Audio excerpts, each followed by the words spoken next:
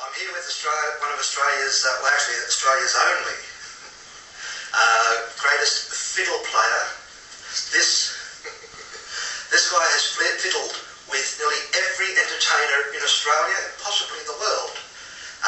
Mr. Pixie Jenkins. I've never fiddled with anybody in Serbia, Croatia. Serbia, Croatia.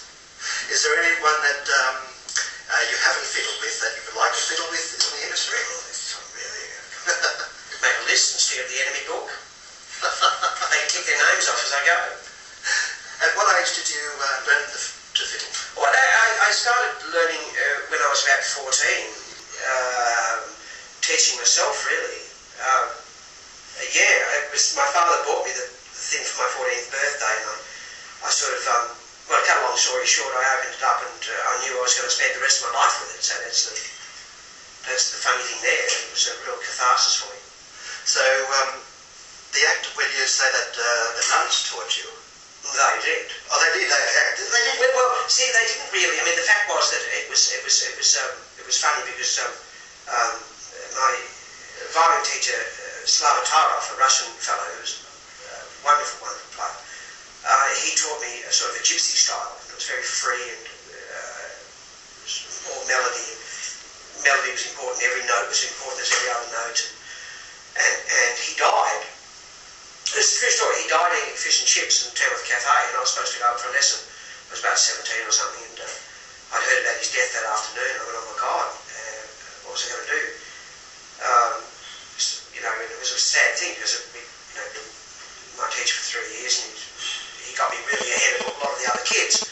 And I went to the nuns in Tamworth, and they wanted to start me back at the beginning. They thought everything was wrong with me.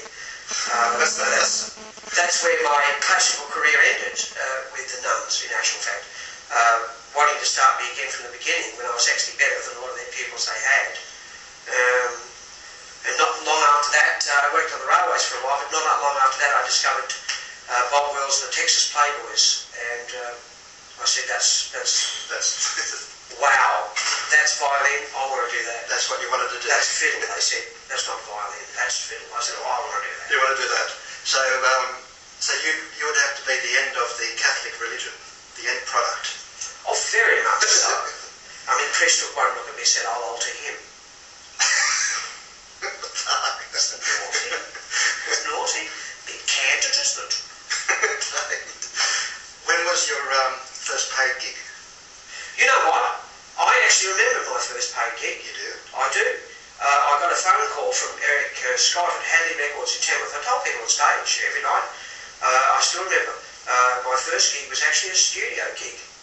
That's it? Yeah, so I was a studio musician from day one. It wasn't in bands or anything like that. My first gig was a call from Eric Scott from Hadley Records, and he said, we need a violinist to play the melody to What a Friend We Have in Jesus behind a Rick and Phil Carey gospel monologue. And I had no idea what he was talking about. Anything. No idea what, Rick and Phil Carey or a recording studio or anything. And that day I got $50 for playing this one melody, and I thought, wow! Wow, that's good money. I think I'll stick with this. Stick with this.